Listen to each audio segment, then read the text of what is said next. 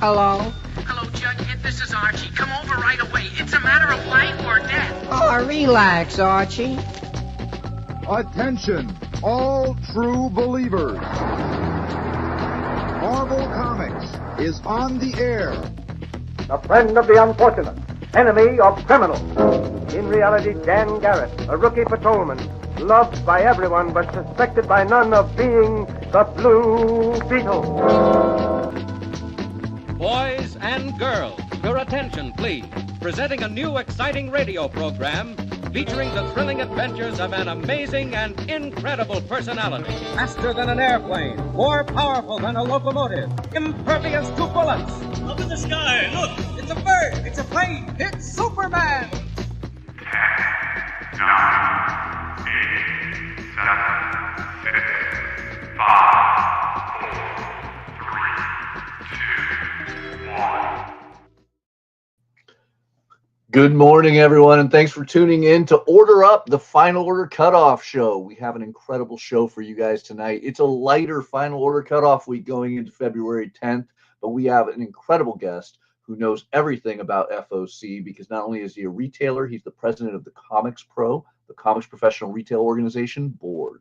So stay tuned in for this awesome show. We'll be right back after these opening credits.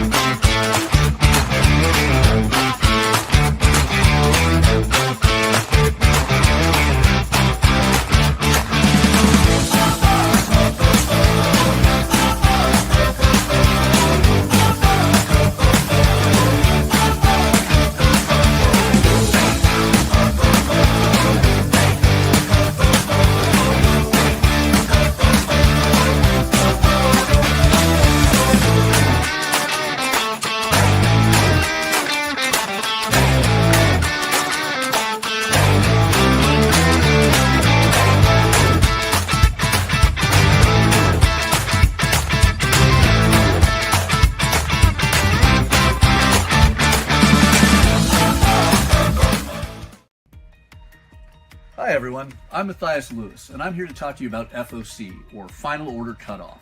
It is the last chance that we, the comic retailers, have to finalize our orders for comics releasing roughly 3 to 6 weeks out from the Mondays we finalize our orders. We deal with this every Monday, but this is important to you, the consumer, because it is the perfect time to reach out to your local comic shop if you want any specific or guaranteed items. If you want the Jim Lee or Dan Mora covers of Justice League Unlimited, reach out to your local comic shop and let us know. If you want the new issue of Lilo and Stitch, this is the perfect time to tell us.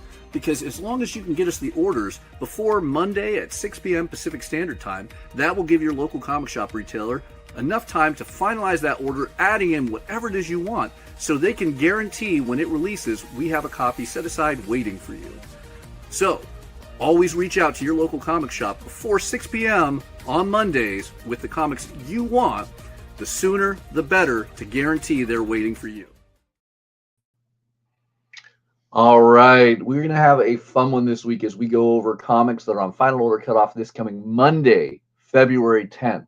But before we get into all the incredible comics, I want to introduce an amazing guest who knows quite a bit about Final Order Cutoff and comics, Joe Murray of Captain Blue Hen Comics and the president of the Comics Pro Board.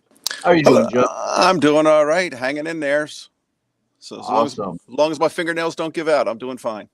It really feels like that this year, doesn't it? It does. This is All the right. longest. This is the longest 12 months I've ever had in 1 month. So Yeah. mhm. It's crazy to think that we're only barely in the second month of the year. It feels like we're in the second set of 12 months of this year. I'm just happy we made it past Groundhog Day because it really would have sucked if we got stuck in this year. Yeah.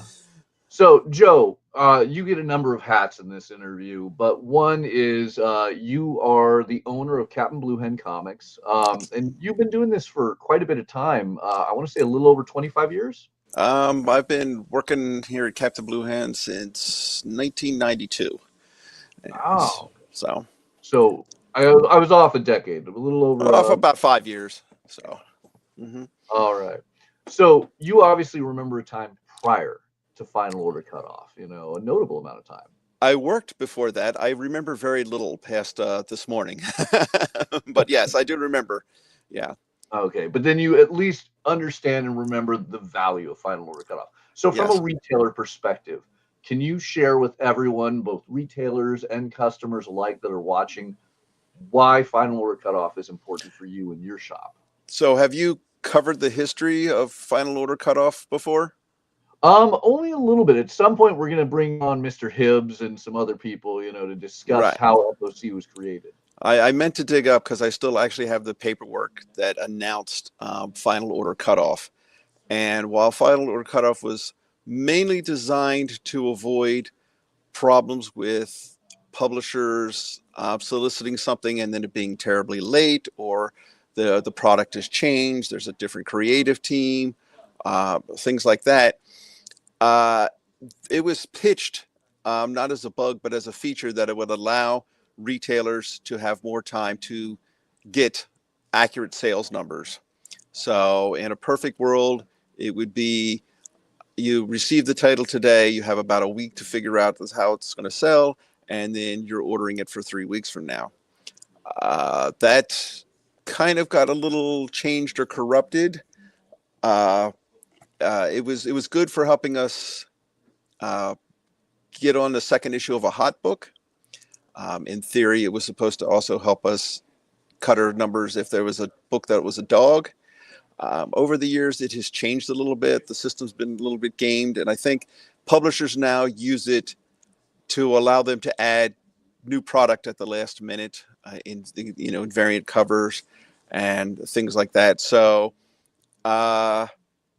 if we were on a strictly initial order system, I think variant order sales would suffer because no one would be able to see the covers. The publishers would have to be working on a different thing. And as a retailer, I do like being. It's a lot more work, but I do feel like I have a lot more control by having to do these FOC things and being able to try to figure things out on a smaller level than just trying to have to guess 2 months out. So. And just for anybody who is not familiar with some of those terms, initial order is generally when we place our first orders with our publishers, roughly a little over 2 months before release date. We get a catalog roughly 3 months prior that we can go through and have an idea of what we're going to, put together orders. But that gives us a month to, talk to our customers, to talk to our staff and make these assumptions. And sometimes 2 months out is far too early for some of you guys to know what comics you want. We don't even have information about what the story or creative teams might be planning properly. And we definitely don't tend to have preview pages like we get at FOC. So Right. This is something that does allow your average consumer and retailer a little bit more time to think about what it is they're looking for. Yeah, definitely much closer to it, because while you're in the heat of doing everything for the holidays, you really don't want to be thinking about what you're going to be ordering that's going to come in after Valentine's Day. And and so also it gives us opportunities like, hey, this Ultimate stuff really caught on. So I would be under a 2 month system. By the time if I ordered it in January, I'd have to order February's, and I might be ordering issue 3 March even before I know what number 1's going to be selling, and I'll be way behind the 8 ball on that the entire time. So this gives us a little bit more. I can honestly say with both Marvel's Ultimate line and DC's Absolute line, if we were not in an era of final order cutoff, I would have been sold out before open on the new release day for every one of those titles. I don't know about you. No, absolutely. We went no pun intended. We went. We thought we were going heavy on it, but we didn't really have a lot of pre-orders for it. But then once the FOC passed, we started to see a whole bunch of activity on it, and we're like, we're going to have to really get ahead of this on issue number 2. So we sold that out fast. We went deeper than I expected, and still sold out faster than I expected. And this also gives us a retailer more time to a couple of different points in order to bump orders. So when the catalog comes out, people see it. That's when you get your first wave. When it appears on final order cutoff, that's when you sort of get your second wave. And then when it starts to get some publicity or a bump just before it comes out, that's when you get your third wave. And you'd be missing some of those waves of opportunities for ordering and stocking if you did not have FOC. Yes. And I mean, I'm sure like almost every retailer, you would prefer customers to tell you as soon as possible what books they want. But do you find final order cutoff, at least in your store, is a notable aid in getting orders in while you can still guarantee that you can order those extra books for them? Yeah, we use Comic Hub, and we when the FOC list comes up, we do a lot of last minute marketing for it again to say, hey, did you want this? Or we roll people over into the titles, or you get a lot of variant orders because that's the first time you're seeing some of these variants. And it's also useful because if we had to go with the initial order only system, new printings of titles, it would be a much longer lead time to, so they can drop a new printing of something in at the last minute. So, but we have different waves. So we have, the first month wave, we have the FOC wave, and then, almost day of wave. So. And then you mentioned something really cool. You use Comic Hub. For those of you who don't know, Comic Hub is a point of sale for the comic book industry. Really, really cool and innovative point of sale. Now, can you explain? Froze up on me there. Oh, did we? Are you still with us? Am I still with us? Okay. Yeah, so Comic Hub is a point of sale and marketing system, and it does allow us to do a thing where we could see, hey, you like the Gambit or something, and he's going to be in this new title, so we can send out to people who have purchased Gambit titles before and say, hey, this X-Men title is going to feature Gambit, do you want to sign on for it? And so we end up doing a lot of that on the days when the FOC list has dropped.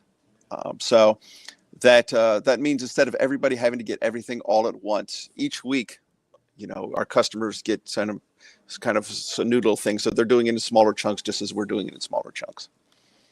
And then with Comic Hub, for anybody whose store has Comic Hub, or if you're a retailer looking for a new point of sale and you want to consider it, if I recall correctly, there is a way for customers to directly place orders by final order cutoff with Comic Hub, correct? Yes, Comic Hub. If you're linked to a store with Comic Hub, you have an account. You can go on there. There's what's called the last call carousel. Last call is another term for free final order cutoff, and you'll see all of the titles that that this is our last chance to order.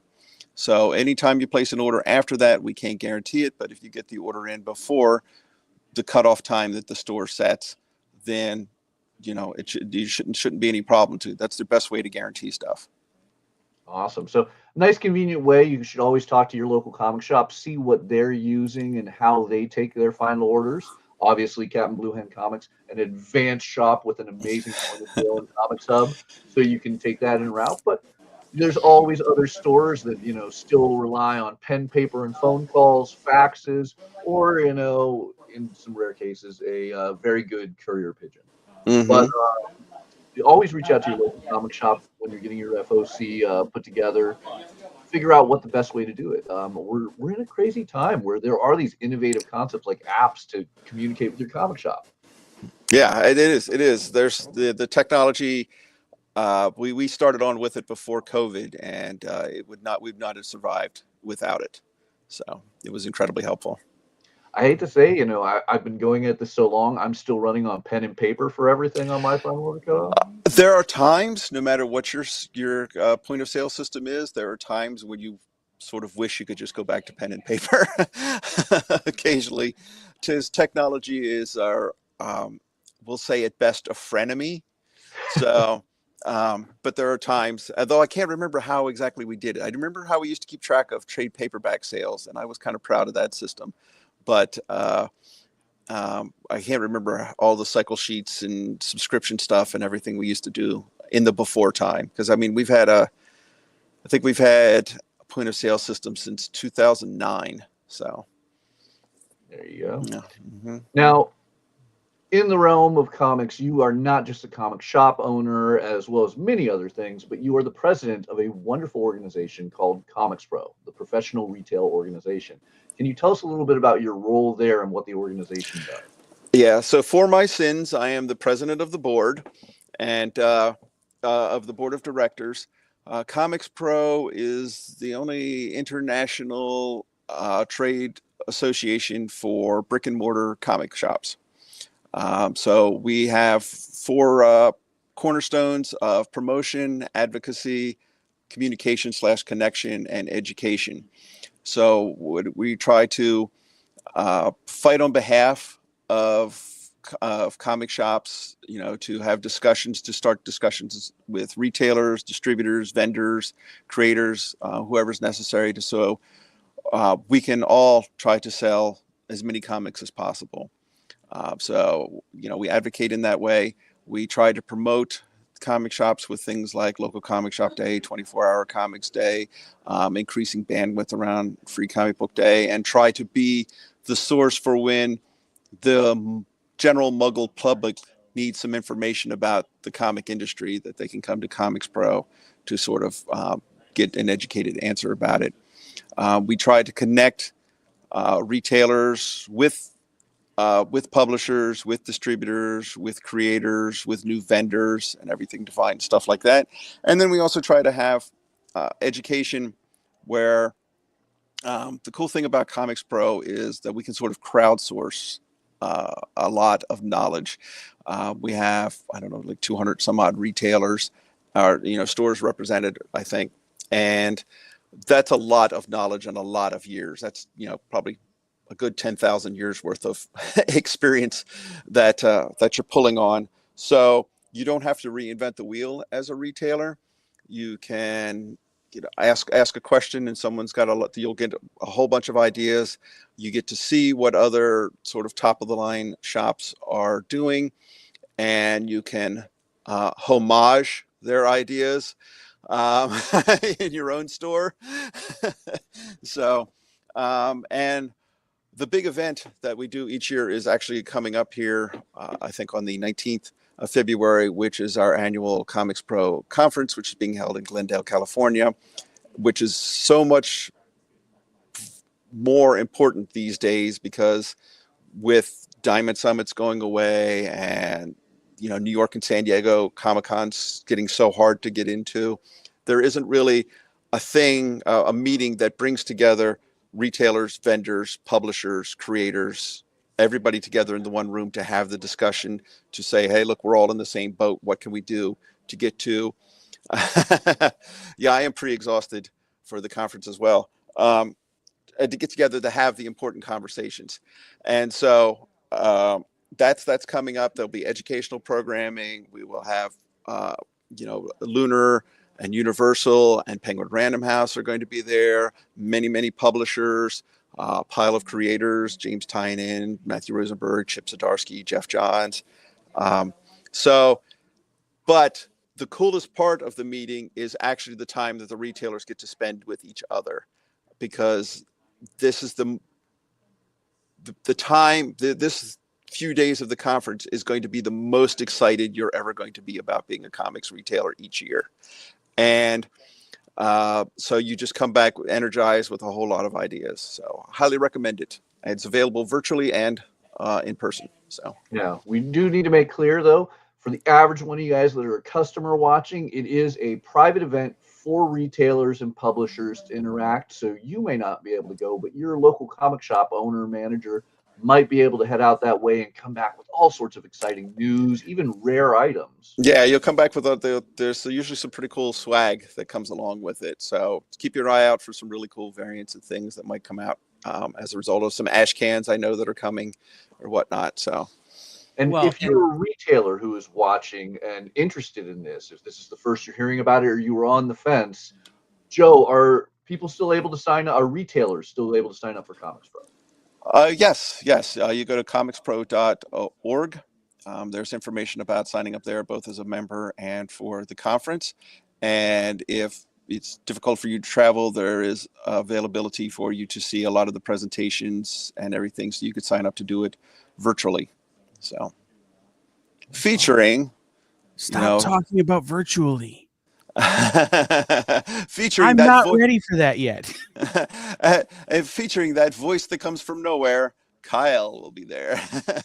Yeah, no, I actually just freighted all the equipment out to Marco this week, yesterday, Wednesday. Yep. Our very own Kyle, not only is he one of the executive producers of this incredible show, he's also the man behind all the AV at the Comic Yes. Book. His biggest challenge is there's a rocking auction as part of the Comics Pro thing that raises money for the Book Industry Charitable Foundation and for Comics Pro. And that auction is crazy. My biggest challenge is not spending my Comics Pro paycheck at the auction. Not that that's a problem. I'm good with it. But it's like I'm going to eat on the way home if I spend all my money on this art at this auction.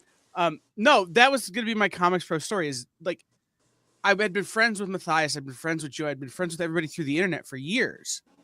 Show up to Comics Pro and it's like, oh, hey, how's your family? Like, we all know each other, but we don't know each other until we get to Comics Pro. And that's the great part of this organization, right? We could be friends on the internet and then we show up and it's just like old home week.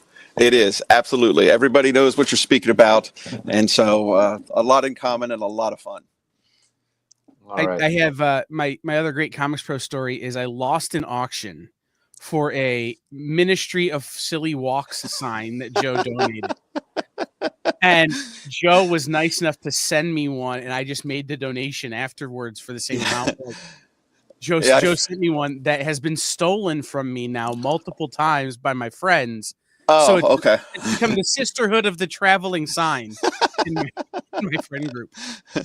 I've already got my items picked out that I'm taking to the show this week. I've got basically a comic book yearbook that Comic Buyer's Guide did years ago that has autographs and sketches from 140 different comic creators.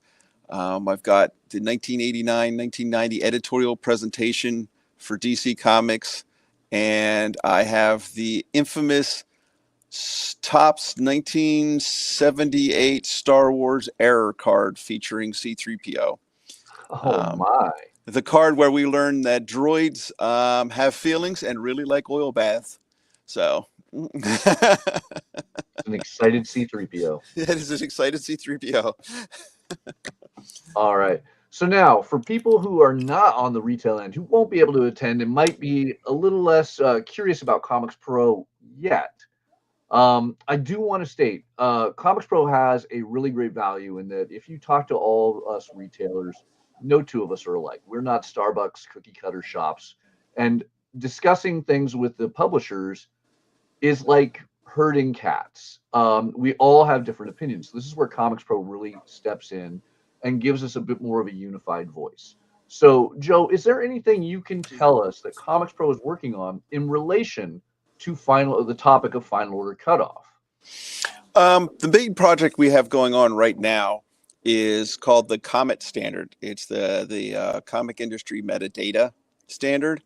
So that doesn't sound very sexy, but metadata is all of the information that a store or a website needs in order to be able to find items, order items, and sell items. So it's information like the title of the book, the creators, the dimensions, the weight of the book, its barcode, its ISBN or item code. And none of that stuff in the comic industry has sort of been consistent for years. The comic industry's informational technology infrastructure is based more on accretion than by design. And so now with Diamond, who was sort of the keeper of that, but not necessarily didn't necessarily have to have the best practices. Sure, but it's okay with me.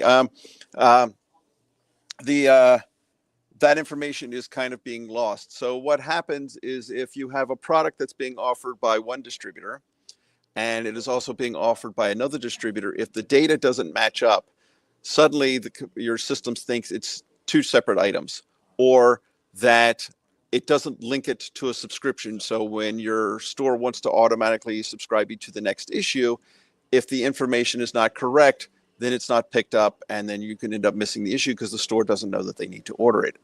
So that has not been very consistent for a long time. So what we're trying to do is to have a unified, universal system that publishers, distributors, creators, anybody can put their information in, it gets checked, and this system should be this data should be able to be used by anybody's point of sale system or adapted to anybody's point of sale system for things to be consistent and to give us greater leverage, give us a greater ability to do this. The book industry has done this for a long time. They have a system called Onyx or something like that, and they have kind of a whole different infrastructure. The comics industry is a little bit behind on that, and we're trying to get that going right now. So it's not something very sexy, but it's something absolutely necessary. So absolutely. I mean, and all that information, as you can see currently on screen, we're currently on Lunar Distribution, one of the three main comic distributors in the United States of America. Has a lot of that ideal information right there. Everything you can see from unified costs, release dates, ISBN, product codes. You can see all the creators. You can see that this is a series, which editions they are. And these are things that I believe Comet is helping to make sure you will be able to find no matter what distributor, what publisher, what book you're looking right. At. And there's even more information than you would see on there, because if you were doing the if it's a title with a variant cover, those extra little 5 digits of the barcode should help you indicate whether it's a second printing, which variant it is. If a publisher reuses a barcode, that creates all kinds of havoc in everybody's systems. And so there's so much more information. So I think they've got like 132 different fields that could be used, but there's only 23 that have to be used.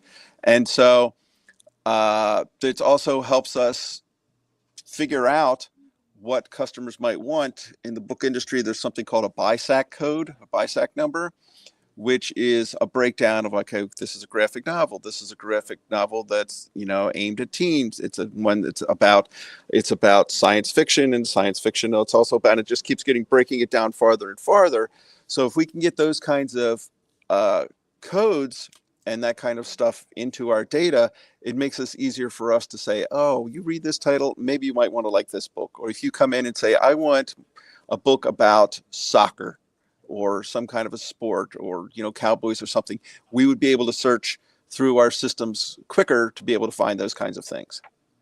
One of the other things that I want to mention to folks that the Comet Standard is going to help with, if you're someone like me who's like, I want to read every book Cullen Bunn writes, the Comet Standard will be able to export the metadata for your store so that they can just, without having to go through and look at a list of Cullen Bunn titles, let their computers do the work to make sure your pull list is up to date.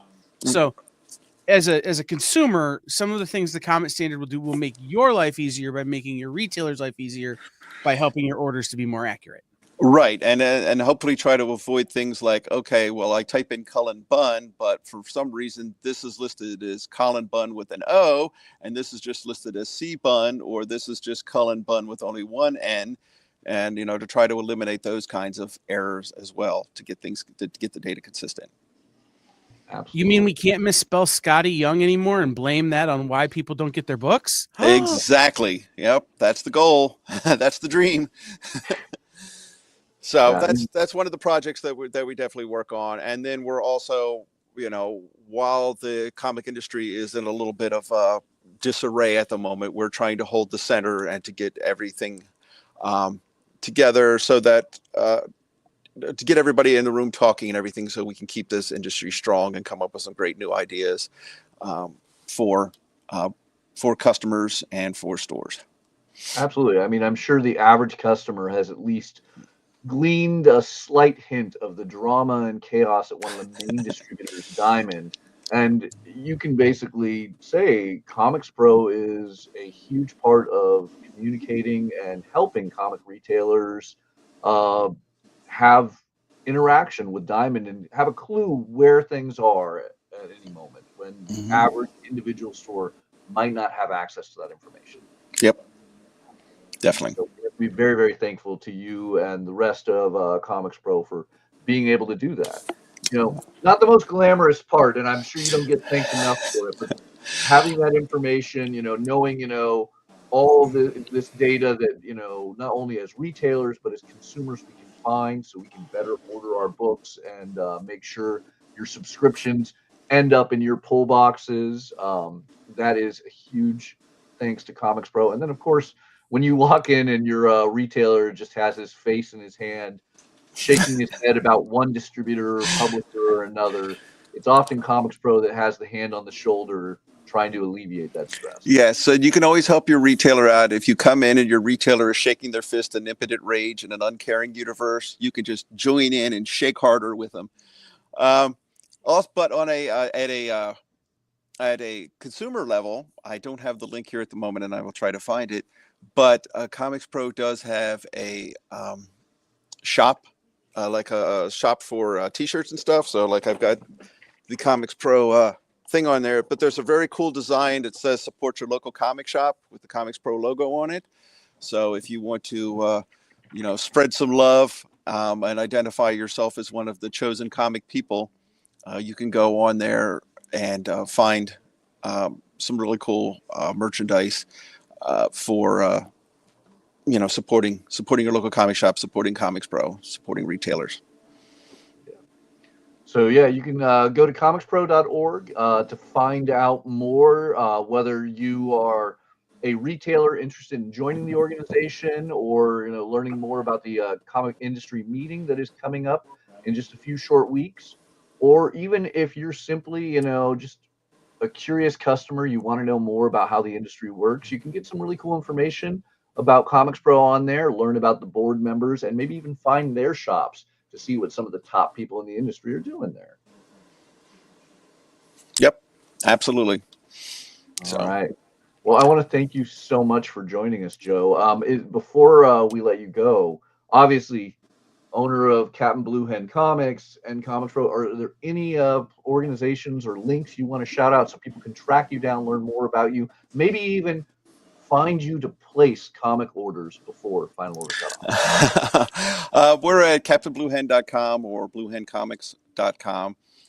Comics Pro has a Facebook and Instagram account if you want to follow what's going on with Comics Pro. I don't know what else. I'm not super on the socials. I'm over 40. I can't figure out how to get my cell phone to stop flashing 12 o'clock. So, real quick, Joe just had a great piece on Comic Standards website about the retailer go bag. Oh yes. Which is, I'll let Joe kind of summarize it, but to me it read as, if you're always prepared, you don't have to get prepared. Right. When stuff like this happens. So Joe, can you tell us about that for a second? There's a difference between panicking and prepping.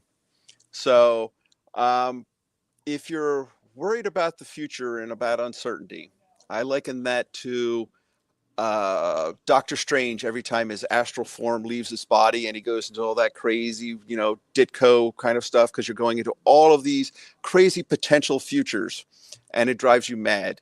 What you need to be is in your body, doing what you can in the moment to take control of if things tomorrow. So as a result of the wildfires, everybody's heard of the phrase "go bag," although most of us nerds probably already knew about it anyway because it sounds something cool like a spy does.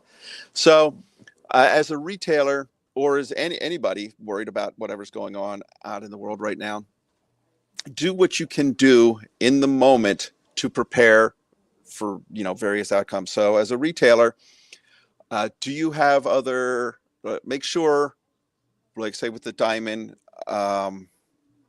potential bankruptcy, they're going to come collecting their money. Do you have all of the invoices? Do you have all of your documentation? So that way, if they come for money for you, you could say, look, I paid this bill. Do you have a record of whatever your outstanding orders with Diamond are in case they go under and you need to fill those orders from somewhere else? And so what your customers have ordered. Do you have alternative distributors? All of these things that you could be doing in the present so that you've done everything you can. There's nothing more you can do. Go get on with your day. Tomorrow will be a new day, and you'll look at it again and say, okay, is there anything different that I can do today to prep for it? So the go bag is just, all of your billing stuff, all of your ordering stuff, all of your subscription stuff. So in case your computer system goes down, have you got a line of credit so that, if things get rough for a little bit? Are you connected in with other retailers so that you can get ideas? Do you have, access to your sales reps or anything? There's a whole support system. So just make sure you have all of that stuff lined up. And, further as a retailer or as a comic collector, part of your go bag should be every so often take an inventory take pictures of your collection, take video of your collection. So if everything goes terribly pear-shaped, you go to the insurance company, say, this is what I had, and I don't have to try to recreate it. So as a collector, that's a good thing to have as well. You should have that in your virtual go bag. So absolutely. Yeah, and I mean, if you also are a collector, who shops at a local comic shop, I'm assuming you are watching this show. Definitely, if your local retailer is not watching the show, this might be the episode to put in front of them. Joe has provided a lot of great information that may not be as hugely relevant to the consumer as it is to the retailer, but all the more reason to get it in front of a retailer and hopefully help them.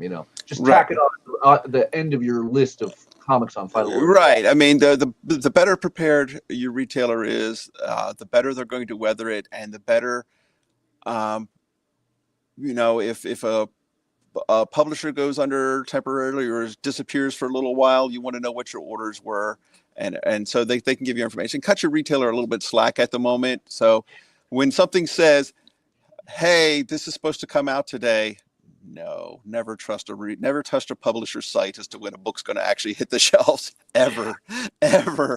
So right now that's a whole lot of chaos, and I can't, as a retailer, I just can't give definitive answers on anything at the moment. But the better prepared they are, the more that they have their information ready in case of any outcome, the better off they'll be. Absolutely. Mm-hmm. All right. Well, thank you so much for joining us today, Joe. I know you have a lot of important meetings today, so I wish you the best of luck. I don't remember the before Zoom. I don't remember the before times. Yeah. So, all right. Thank you so much, and I'll see you in Burbank in a few weeks. You will. See you then. See you later, Kyle. Bye-bye. All right. The incredible Joe Murray. Thank you so much. So we have a fun week of comics on Final Order Cutoff. For many of you guys, this is the moment you're waiting for, where we're going to discuss the comics that are on Final Order Cutoff this coming Monday, February 10th. And for doing that, we use two different websites. We use previewsworld.com/finalordersdue, where you can follow along at home or review this after the show to see all the various publishers from Image and Boom, Marvel, IDW, Dark Horse. But if you would like to see comics from publisher DC, you're going to want to check out lunardistribution.com, our other website and one of the other distributors of comics that exclusively deals with DC Comics in the United States of America. So you can check those websites, follow along, see everything that's on Final Order Cutoff this Monday. We're going to quickly highlight over some of the top books, some of the new series, number ones, and things we want you guys to keep an eye on. As always, get your orders to your local comic shop as soon as you can, but try and get it at the latest before 6 p.m. on Monday, February 10th, so your store can order any of the books you're requesting, and they're there waiting for you on release date, which could be 3 to sometimes 6 weeks out nowadays with all the chaos. Let's load up Previews World so everyone can join us along. As you can see, we are dealing with comics that are having their orders due by February 10th, 2025. I'm going to start it off with Image Comics. This is a definite week of one-shots and collected editions, I will say. And you can see a lot of Image trade paperbacks and hardcovers on FOC this week, as well as many, many reprints of G.I. Joe. We'll actually be showing you these cool covers that aren't yet available on Previews World before the end of the show. In fact, one of them may be in our top 10 at the end of the show. So see where it lands at the end. But a lot of things we just want to talk about are continuing things. Everything from Ghost Machine's Hyde Street, Juvenile. Big one for me is definitely Junie Baugh's Monkey Meat is coming back. This is a really goofy and out there one. Junie Baugh, brilliant artist, doing not only art but writing duties on this miniseries. This is going to be the second Monkey Meat series, which deals with a really out there corporation that sells canned monkey meat. Kind of lives up to the title. The thing I didn't know about Monkey Meat until talking to Junie Ba about it was that there is a level of allegory here that is modernized for like actual old school like Afro-Cuban mythos that Junie's inspired by.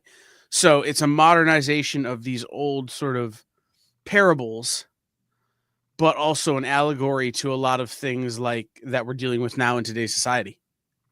I didn't know that, man. I got to go back and watch this Junie Ba interview you apparently did. But like, that's really, really cool.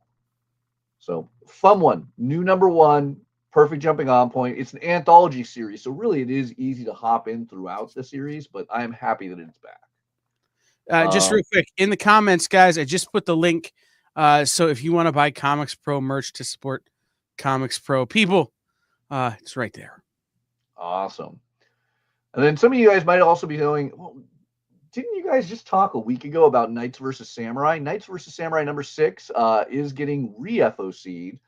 There were some cover issues on there that you can still see here, but if you pop over to Lunar Distribution, you'll be able to see the correct covers and why we had to re-solicit and re-FOC this book. But a lot of craziness going on in the industry right now, so it is not entirely shocking. Once again, a lot of continuing ones. One I really need to point out, though, because I'm super excited about it, Ezekiel has a tiger. If you're not familiar with The Walking Dead and Ezekiel, Ezekiel is a major figure from the series who had a long-running role as the leader of one of the groups in the zombie post-apocalypse. We are finally getting a reprint of his first appearance in color in The Walking Dead Deluxe 108.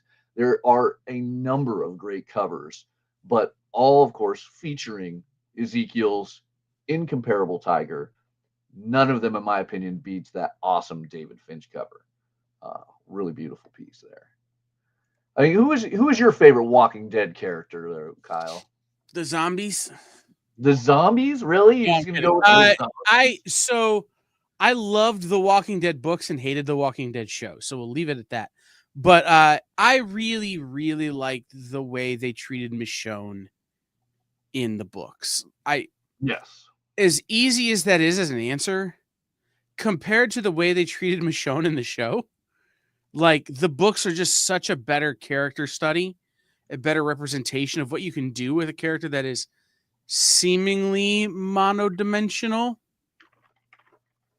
But at the same time, there were characters like the governor who had big fun arcs in both that are just so different that make them interesting. And Negan is similar. Like, so my Walking Dead relationship is complicated, but I have to say my favorite character is still the Walkers, because if it wasn't for the Walkers, I wouldn't have wanted to watch it anyway.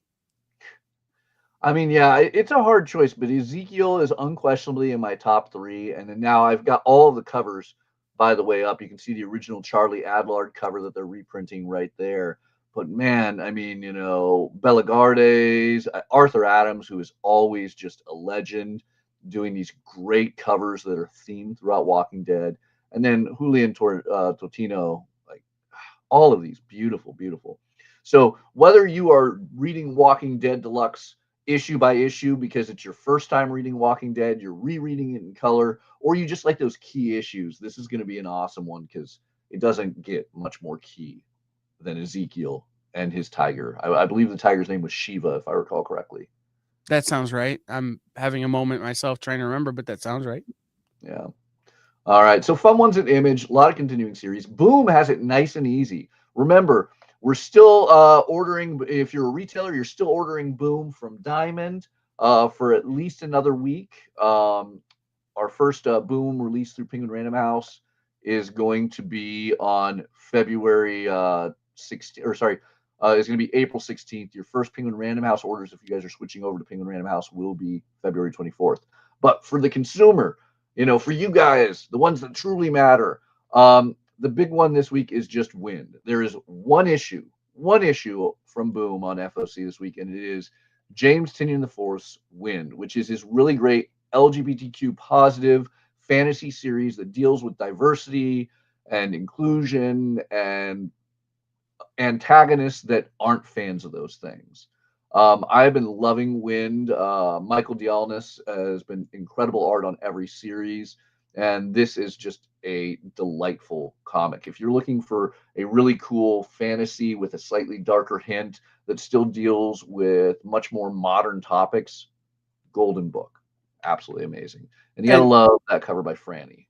Yeah, guys, as we kind of see the transition start to transition a little more in the Diamond, restructuring and whatever winds up happening there, weeks like this where there's one title from Boom are indicative of these companies are making changes. They're trying to do it as slowly or as efficiently for everyone as possible. But you're going to have weeks where they're just low FOC order or FOC ability because companies are moving their printing schedules around, they're moving their shipping schedules around to accommodate these changes. So just be aware that maybe instead of every 4 weeks, a book is going to have to come every 6 weeks for a minute, or there's going to be one issue that's a 6-week delay instead of a 4-week delay, or whatever it is. Yeah, there might even be a week where some publishers don't have releases that week. Obviously, you heard from Joe earlier that some retailers are having issues on when they get their shipments, depending on what distributors they use. So it is a chaotic time for comics. It really is. And honestly, I wish I could say I couldn't imagine how hard it is being a retailer, but being a retailer, I can imagine. I'm living it. It's difficult. So always be friendly and be nice to your local comic shop owner. Hopefully he's being nice to you and everything's doing good. But it is a trying and stressful time. This is the one I can't even imagine as a consumer not having the information that the retailers or the publishers or the distributors sometimes don't even have, and having to guess when your books are going to be in or what's happening to your favorite publisher series or how to get it. So always good to keep communication up with your local comic shop and just have a little patience with them. So ready for the deep breath? It's time to do Marvel. So big one this week. A lot of fun titles, a lot of great covers. As always, you can see on previewsworld.com/final orders due. We're going to start it off with All New Venom. All New Venom is continuing this mystery of who is the new Venom. Will we find out in issue 4? I don't know. But what I do know is that last line in the solicitation where it says, meanwhile, take a visit to SCAR headquarters and find out what happened to Flash Thompson, Agent Anti-Venom, has me very, very intrigued. I think that, Agent Venom fans obviously, are huge out there. We had an omnibus go on to Final Order Cutoff just recently for Agent Venom. So, last week. Yeah. So, I mean, this Venom book is just kicking butt. Ali Wing is a great writer for Venom. It is really that mystery of who do you think the new Venom is, and everything else going on. It's crazy. So something to pay attention to. Beautiful Gabriel Del Otto cover right there too. Speaking of large omnibuy, let's just go ahead and go back to that. As you can see, there are three amazing covers for this new Archive Edition Amazing Spider-Man Black Costume Year 1 hardcover. Now, this is the normal price for Marvel Omnibus, $125. I do want to bring to your attention, this is a normal size omnibus in dimensions, but it is shockingly only 11 issues. It quite literally is year 1 of Peter Parker with the black symbiote costume. You're getting Amazing Spider-Man 252 through 263. And it points out it's the facsimile editions, which means more than likely you will still have, unlike a traditional omnibuy, you're going to have all the advertisement pages and extra content like that. There is a cover gallery. But I do want to point out that price point, just to keep in mind that this is not going to be the traditional 30 to 60 issue omnibuy. Beautiful direct market cover, though. I want to show off right here that you're seeing Ron Friends doing that cover that you can only get at your local comic shop. That's not Amazon, Barnes Noble, wherever other people might get their comics. This cover is only from your local comic shop. I don't normally get bummed out because normally I buy them all anyway, but man, it is a real bummer that the direct market edition isn't the which cover is it? It's the 252. No, it's this one. Hold on, I'll share it. Ooh, Kyle's bringing images to the show. I'm excited to see this. But there are currently 3 covers right there. Obviously, the original Amazing Spider-Man 252 cover is the mass market. Ooh, that is a great cover as well. Charles Vess. Charles, always a classic and incredible artist. I think one of the things that I wish they would do more with retail incentive or direct market exclusives, I should say, is make them the iconic covers.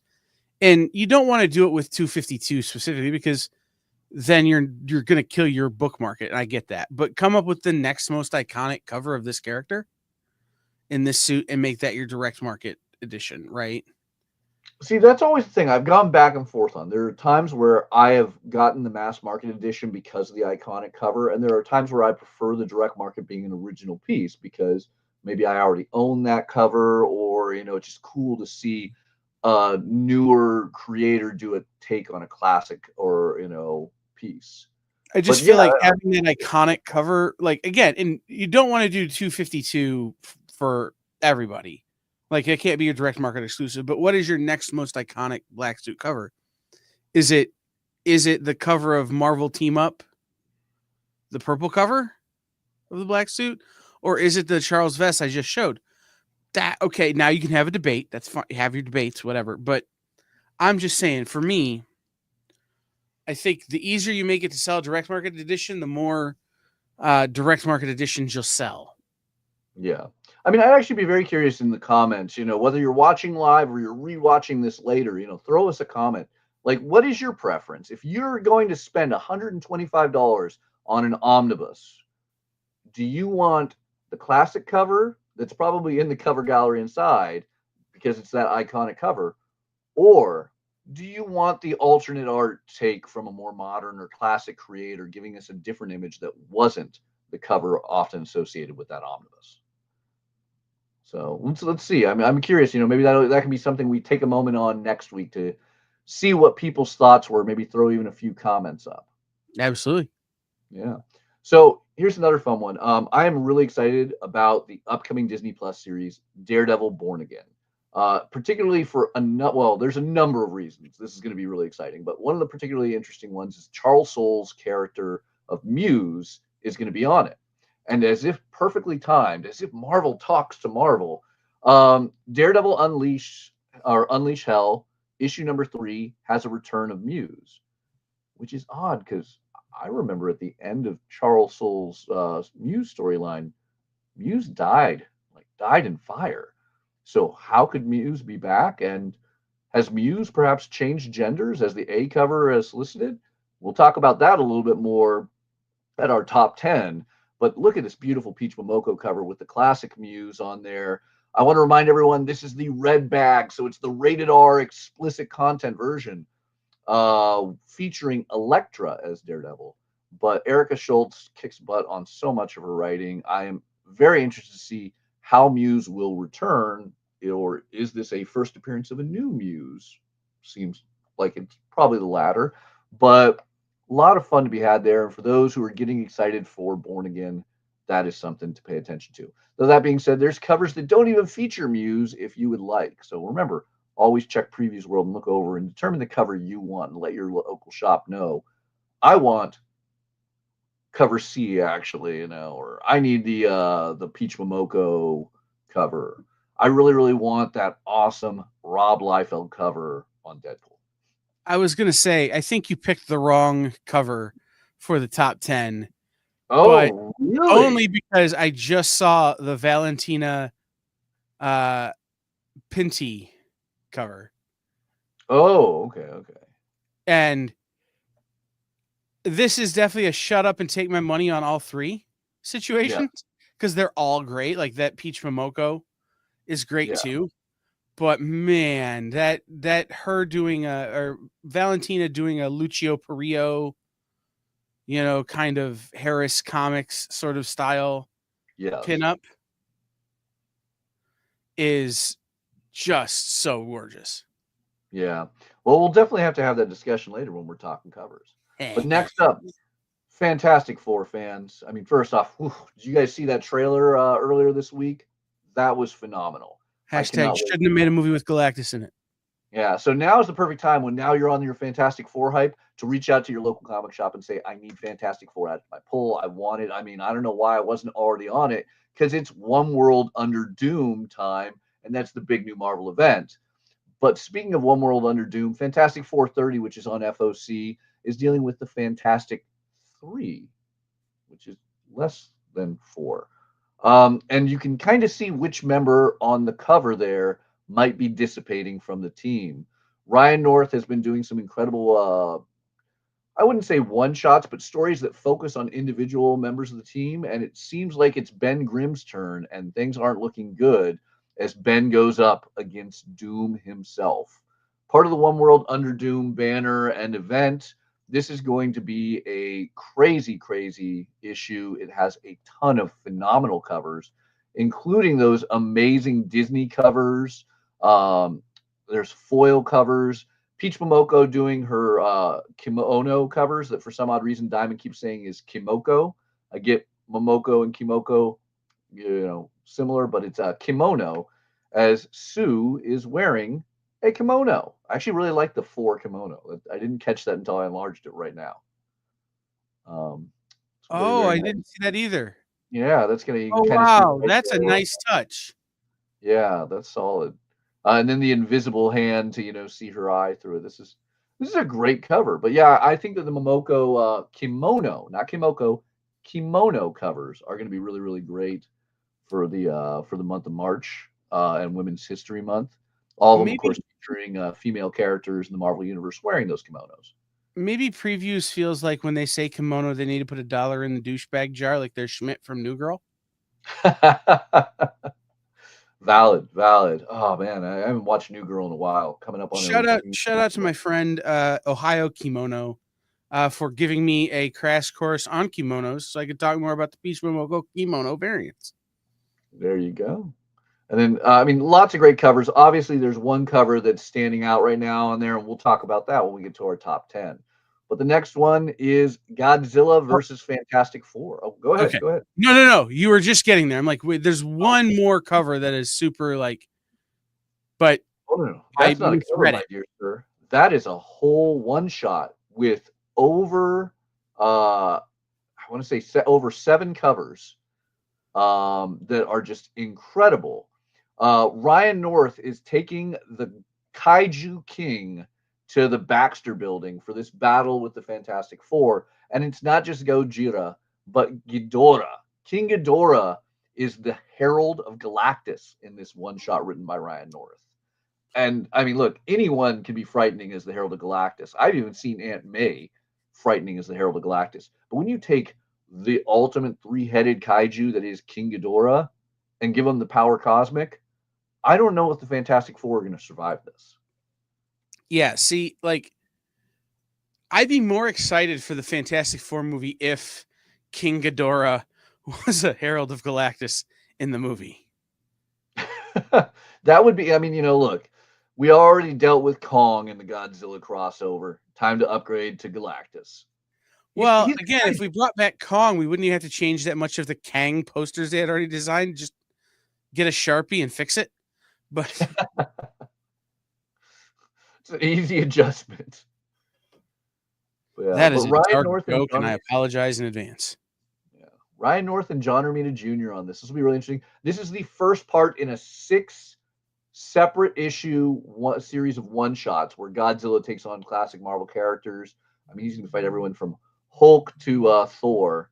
But this is going to be awesome. I'm really looking forward to this. Some absolutely amazing covers on this. I think Lee Garbutt's, fight posters are cool. That's the one I ordered. Yeah. Oh, Linnea Yu, Nick Bradshaw, classic homage by Heron. even Scotty Young getting in there, and we'll talk about that one a little bit more later too. Heck, I mean, if you want to keep it properly Japanese, Peach Momoko giving you that awesome cover of Japan's greatest kaiju. So we'll have a lot of continuing series as always that you can check out on the world. I just read the Scotty Young cover. Oh, did you? Yeah. Okay. Well, we'll pull that one up a little bit later for everyone. I got to show off Namor, the greatest Marvel character and the first Marvel mutant from Marvel Comics #1. Namor hits its final issue from Jason Aaron's epic run. With this, it's the end of the World War C. And will this set up a future for Namor in the Marvel Universe? I hope so, because I love anything Namor Mackenzie, and I cannot wait to see how Jason is going to wrap this. We had a great debate the other night on one of our shows about Namor is a hero, certainly, but at times he is a Fantastic Four villain. Yes. Could you have done a great crossover there and gotten Namor more time in the MCU as opposed to bringing Galactus into the Fantastic Four movie? Ooh, yeah, you know what? That's where you need to bring me on as a special guest. I would lose this entire show debating that right now. Right. No, again, it's one of those that I didn't know about it until we started talking. I'm like, ooh, this is a good one. Now, here is a question, though. Say you're a big fan of kaiju-sized dragons and monsters, but you don't want Godzilla. You don't want Godzilla in your Marvel universe. Okay, you're a bit more unique in that opinion, but I respect it. And so does J. Michael Straczynski, who is bringing you a kaiju battle that's as American as apple pie. It's Nick Fury versus Fin Fang Foom. Another one-shot kaiju battle out issue that is going to be really, really awesome. This is in the part of J. Michael Straczynski's chain that brought us Captain America versus Volstagg and Rocket Raccoon versus Doctor Doom. We now have yet another very unlikely combination of Nick Fury and Fin Fang Foom. Some great covers on that. I never in my life have I ever said, Kyle, I really want to see Nick Fury fight Fin Fang Foom. But I'm also 100% down to buy multiple covers of this ridiculous sounding event. Well, and that's what I was going to say. Don't sleep on the Elena Casagrande cover. Oh, beautiful. Where it's, right there. It's just Fin Fang Foom's eye over Nick's shoulder. Like, that something bad is going to happen. But here's what I secretly want. A post-credits scene at the end of this book where Nick Fury and Fin Fang Foom have fought to a draw and respect each other, and Figment shows up from the Disney universe. And it's just why are you guys out of breath? Just to lighten the mood a little bit. And now you get a Fin Fang Foom Figment crossover book. I would read that. Why is Dragons that not a Disney exclusive? Something like that. I would spend an inordinate amount of money on that one. Oh, See, I thought you were going to do a post-credit sequence where it was just Nick Fury and Fin Fang Foom going out for shawarma, but no, well, or eating cookies with the dragon from Shrek. There's a lot of opportunity here because of Disney and the amount of dragons in Disney lore. So, I'm sending an email. He's all right. He's going to reach out right now to Disney, resurrect Walt, and make this happen.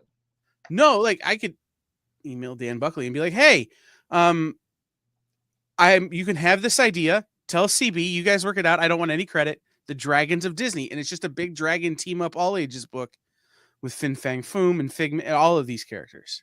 Oh my dear sir. You have contacts elsewhere that can make that happen, because it's not Marvel that's going to publish that awesome Disney book. It would be Dynamite. You got to reach out to the boss man. Wouldn't that be a great time? Disney's Dragons. Oh, I'd read that comic day in and day out. Yeah, I got a 4-year-old nephew who would flip. So here's the question, though. Before we get back to it, Maleficent, character in Disney Dragons or villain of Disney Dragons?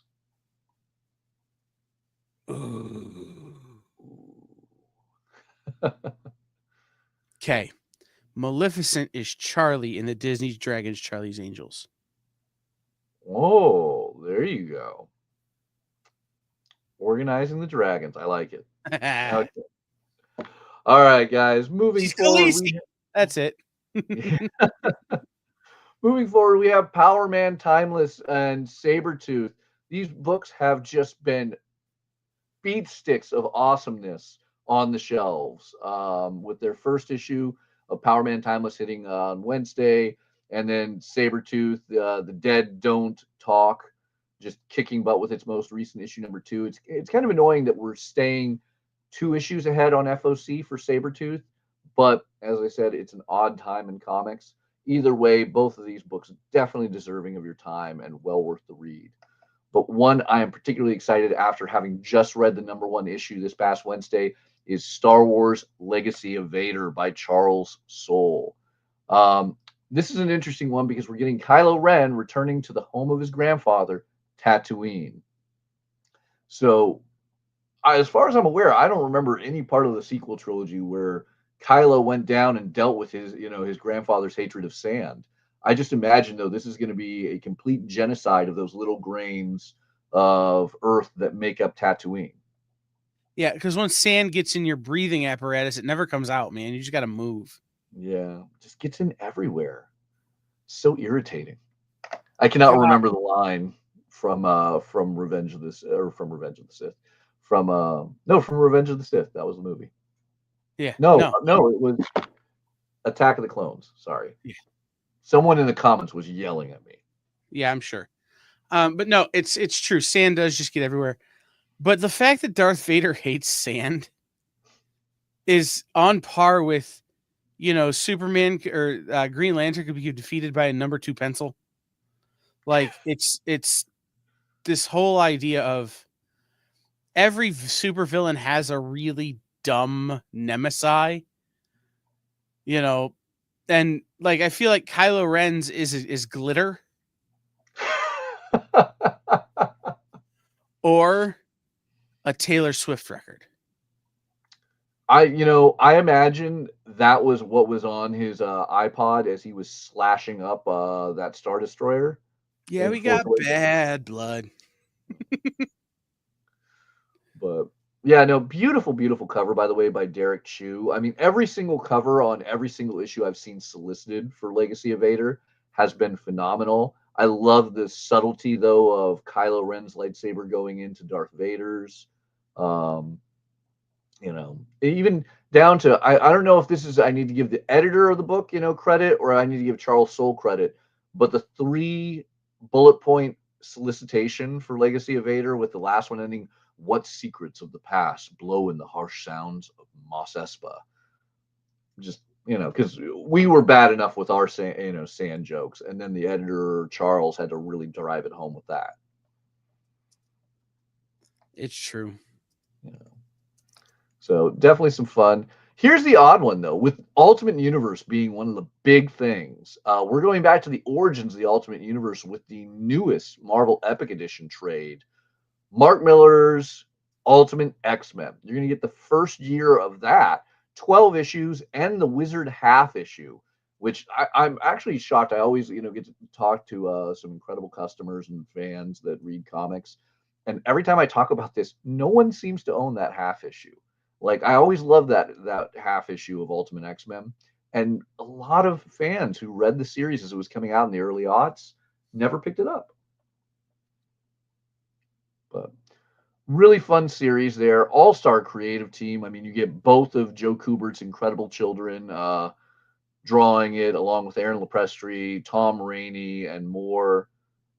$40 gets you that first year and the half issue on Ultimate X-Men. And if you've never read Ultimate X-Men and love the Ultimate Universe, you need to add to that love with Ultimate Spider-Man, Ultimate X-Men, Ultimate Fantastic Four, way before Jonathan Hickman's time. Because I think that's what made Jonathan Hickman such a fan that is now doing such an incredible job with the new Ultimate Universe.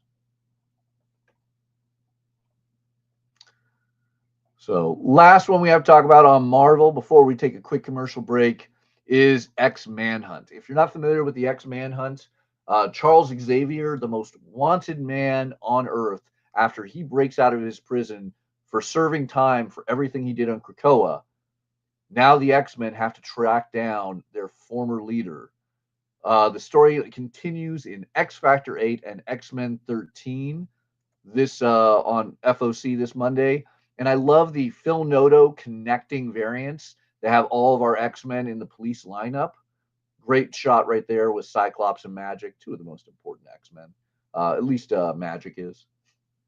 But yeah, I'm really hyped to see what how the modern X creators handle this crossover. We had a lot of great crossovers under the Hickman run, but I believe this is the first crossover we're getting under this new post-Krakoan era of X-Men, and it also deals directly with the fallout of Krakoa. But a lot of great books on FOC this week. Once again, more kimono covers from Peach Momoko, some great facsimiles. So take a look at previewsworld.com/finalordersdue. Get an idea of everything and get that list together for your retailer, what you want. We're going to come back with Indie and DC right after this commercial break. Whoa. Whoa. Did you miss it? Yeah, they can go by pretty fast. Let's slow down the footage. Welcome. It's time to skim some comics. Miles Morales Spider-Man, I will just tell you that Miles is very important in his role as a vampire. So it's fine. If you like Hercules, read it. If you don't like it, don't worry about it. It's fine. The art is still stunning. There's a panel, little spoiler, there's a panel in this where Chitauri first hits Lion-O, and he is the best "did she really just hit me" face I've ever seen put in a comic book. Wow, live reviews of new comic books so you can be ready for New Comic Book Day. What is this? Oh, I see. It's Minute to Skim It. Part of the experience.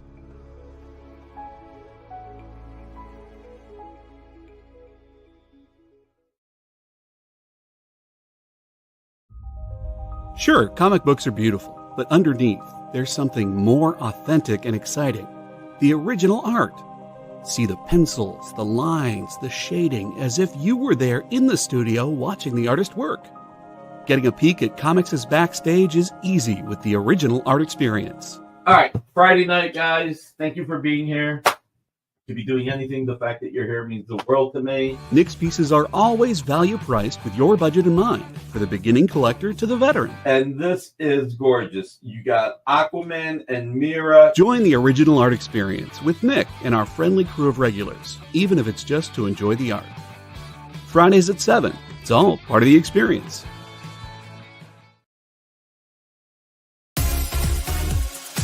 Did you know that Arthur, King of the Britons, and Monty Python and the Holy Grail was played by a famous Graham? Check out another famous Graham by following our Instagram.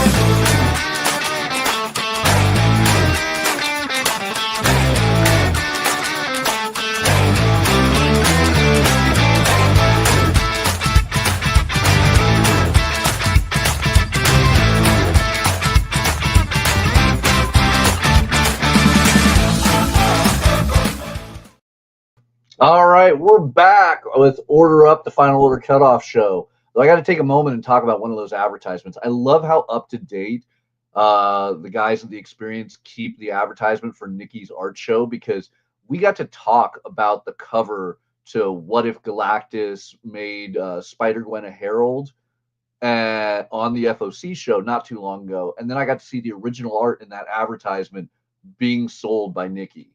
That is well done, Kyle. And I got to ask, is Nikki going to be live tonight with the art show? Nikki is not. We can't really speak about all of the things, but everybody knows Dynamite has a lot going on right now. So that is we're giving Nick as much time as he needs to get that under control. But tonight we'll be joined by Spencer Beck from the Artist Choice. Whoa, Spencer's going to be hosting the art show? Spencer is hosting the art show, and we actually already have his art for the art show. And I'm looking at his list that he sent me. We are going to have open file. Come on, computer. We are going to have, I can see Avengers pieces, Batgirl, Invincible Iron Man, Green Lantern, Emerald Warrior. Wow. Teen Titans, Iron Man movie adaptation, Supergirl, Dave Cocker, Mark Bagley, Scott Koblish, Dan Jurgens, Dale Eaglesham, Bob Layton, Brett Booth, Joe Staten, all kinds of incredible artists available. Fernando Passerin, Rags Morales, Mike McKean, Luke Ross. Look, I wish Nicky all the best. I hope to God everything gets resolved and his life gets a little bit easier so we can have him back. But I'm okay if he's taking this week off. I kind of want to watch this show. Right. What time is that again tonight? That is 7:00 Eastern time tonight. It is a 1 hour of power show. Spencer is going to go fast. He has stuff all the way from like say 18,000 all the way down to like $80. So just tune in. He's got artwork. That's a deal, right? I don't care whose page that is. That could be, that could be Chris Batista, Cam Smith. Wow. Uh-huh. Yeah, I was Terry Dodson for $100. $100. Doing a stick figure for $80. I'd buy that if it was published. Kyle, are you doing original art? Have you started drawing yet? Are you publishing comics? I my stick people come out my stick people come out mutated. So no.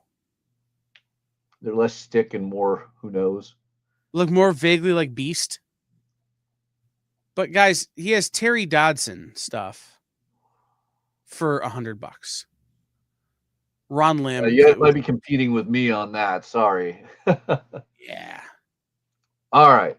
That said, great show coming up, but we'll talk more about that afterwards. Let's dive into some indie books that are on Final Order Cutoff this Monday, February 10th. So get your list put together to send out to your retailer. If you're looking at previewsworld.com, you're going to see a ton of manga on this. Hey, shout out to Previews World who's joined us over on Instagram. There you go. That's awesome. Just a heads up, though, on some of these manga titles, some of them you might already find in stores. Some of them you might be getting from other distributors if you are a retailer. So reach out to your local comic shop if you see any of these manga. I'm sure your comic shop will be happy to get it for you, but they might want to choose a different release date. They might want to stick with this date depending on which distributors they use for manga. That said, we're going to dive directly into my favorite A-letter publisher, Archie, with our first one. And it is a one-shot featuring Betty and Veronica. It is Betty and Veronica, Friends Forever, Once Upon a Time.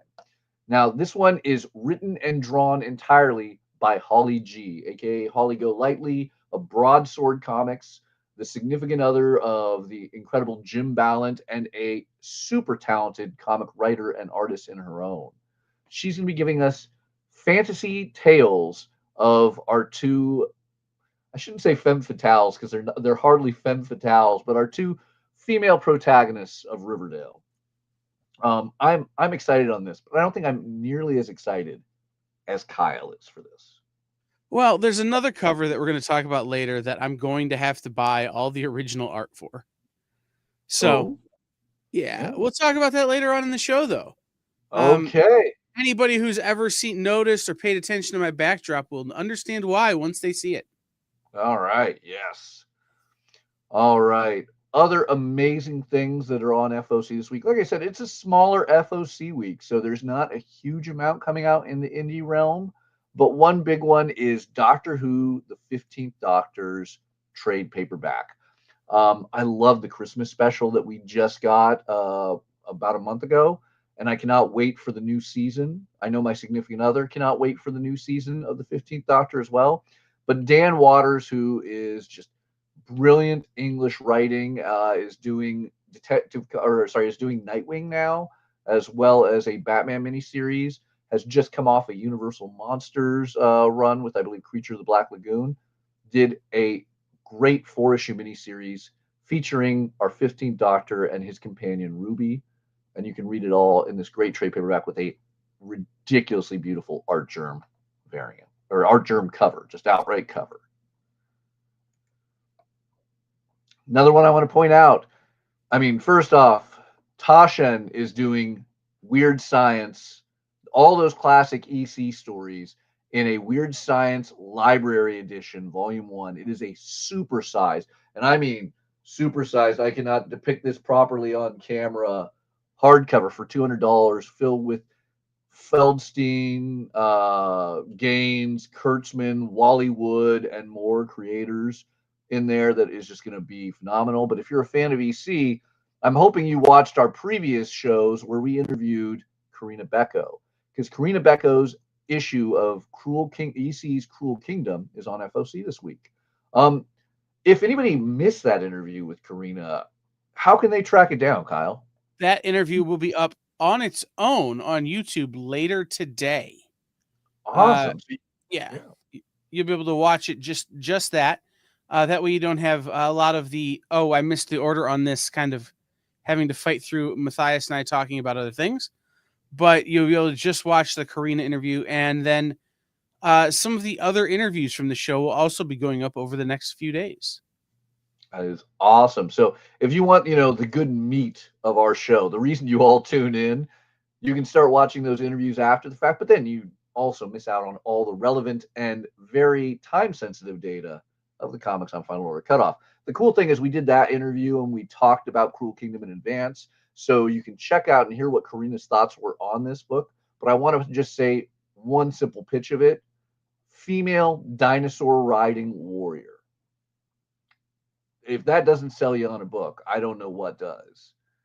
So Cruel Kingdom issue number 3. Remember, it's a horror anthology, so every issue is standalone. In fact, every story within each issue has its own standalone tale. So not only are you going to get Karina Becco, but you're going to get Chris Cantwell in this. So lots of fun to be had.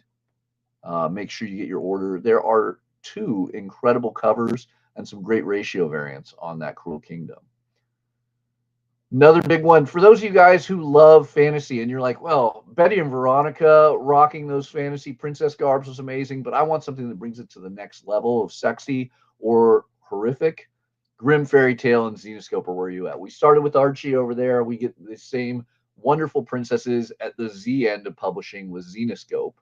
Grimm Fairy Tales has a 2025 fairy tale pinup book. Now, not only is it going to be a ton of incredible artwork with pinups of everyone from Cinderella to Snow White, you're also going to get some stories in there.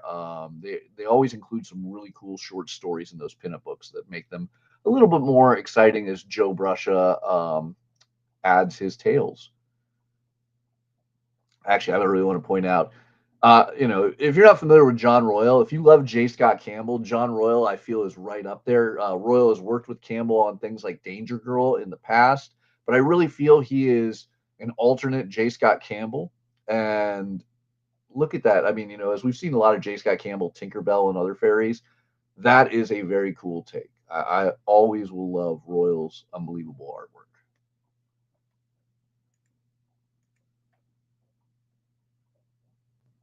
Many continuing mangas on this week. If you're looking for something the dead opposite of Grimm Fairy Tales, you want a great all ages book. Perhaps you want a young reader to get into it. Max Meow. John Gallagher is a very, very talented writer and artist, as well as a father himself. So he knows how to write awesome comics for all ages. I can tell you my son is a fan of this. John is a great customer. Actually, a customer of the incredible Joe Murray, who we had on as a guest earlier today. Shops at Captain Blue Hen's Comics. But John is just a great comic fan and a great comic creator. So if you're looking for a wonderful all ages books, the Max Meow series is super cool. And Volume 6 is coming out from Random House Graphics. Penguin Random House is graphic novel department, and this one should be fun. Nothing like a cat superhero. Last one I want to talk about on Indie before we dive over to DC, though, is who are the Power Pals? Who are the Power Pals? This was one that I had I rank my FOC list when I send it to my shop based on kind of like if you've got to scrap something from my list, take it from the bottom of the list. And it's again, I have a good relationship with my LCS. If they got to pull something from my pull list to sell to somebody and they can just order it for me on reorder, I'm good with it generally. Unless it's something that's really high on the list. And this was top of the list today. Dwayne Murray doing Who Are the Power Pals seems like a really fun take on sort of that. Do you remember that weird vigilante movement we had where there was a Portland there was an actual dude who was trying to be a superhero in Portland? I do. I actually I saw some of the ones in LA, and back when this was a big thing, I was actually still a journalist, and I interviewed some of the San Diego superhero vigilantes that wander around in their very interesting costumes. But yeah, I didn't even think of it being as a take like that, but you're right. It fits that realm. Do you want to give the pitch for everyone on Who Are the Power Pals? So it's these two actors, these Hollywood actors who played superheroes on a 90s teen TV show. Swallow and Buzzard. Yes, Swallow and Buzzard, which are awful names. But the show gets canceled, and then they find themselves trying to get famous again when they go viral. Violently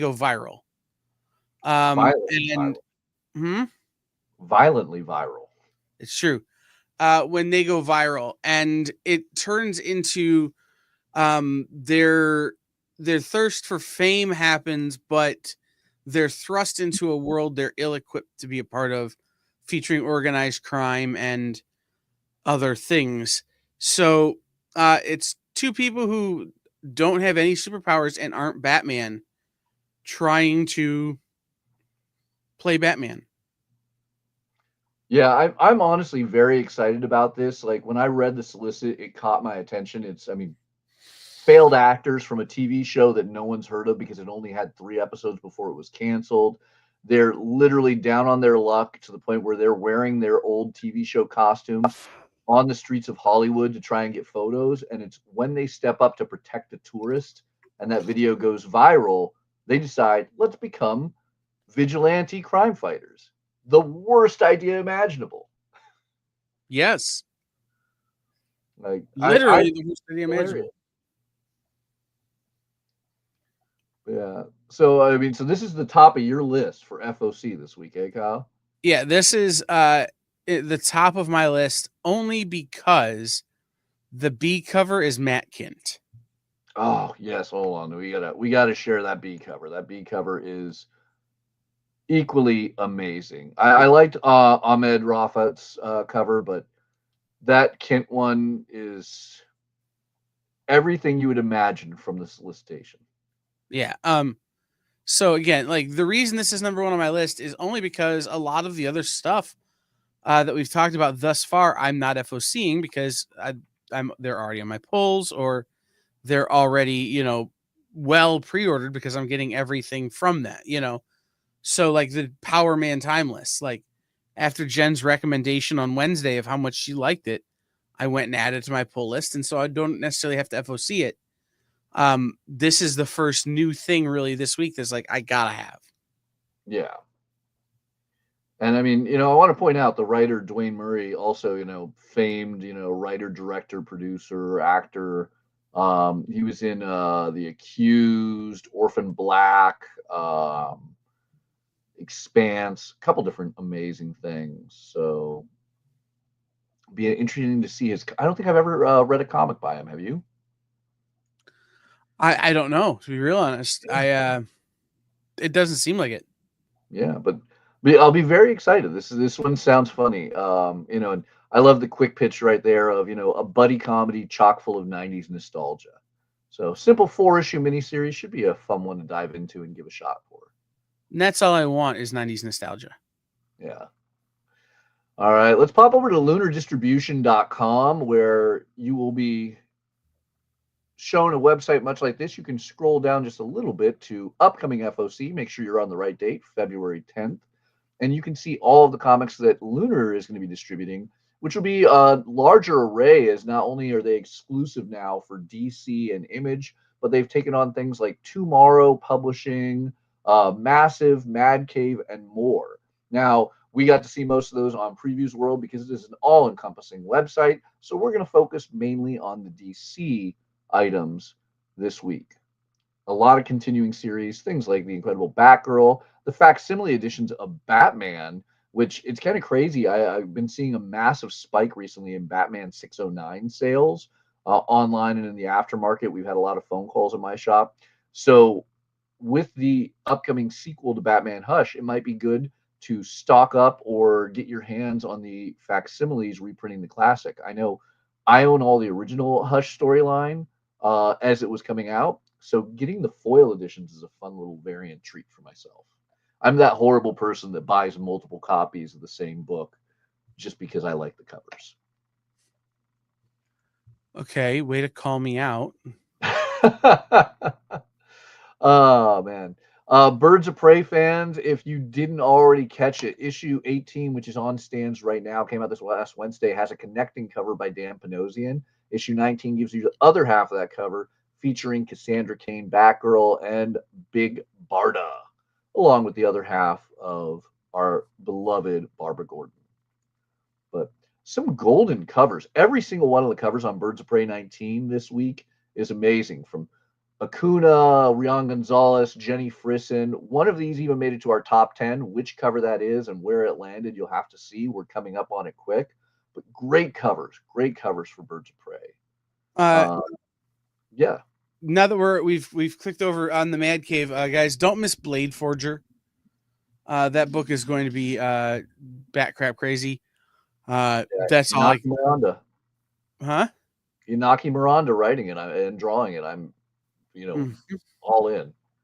Yeah, I don't want to go deeper into it because I don't know that I can do it without spoiling it because I've read the book. But at this point, just be prepared for Jay to be like, "This is my new favorite thing with a sword."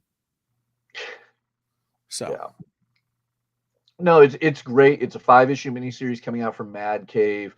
It definitely has Conan-esque vibes as you get this concept of I would almost define it as economics being controlled by the strongest. Not really the best way to describe it, but it's going to have action. It's going to have interesting, world building, and there is an incredible Cale New cover that is going to be awesome. There's even a 1 in 10 Inhyuk Lee variant. Reach out to your local comic shop and ask if they're ordering enough to get one and how much it would cost if you would like to grab it. We're continuing on with facsimiles of Brave and the Bold, the third appearance of the Justice League of America getting a facsimile. And I hate to say it, I am buying up every single one of those because I can't afford the originals.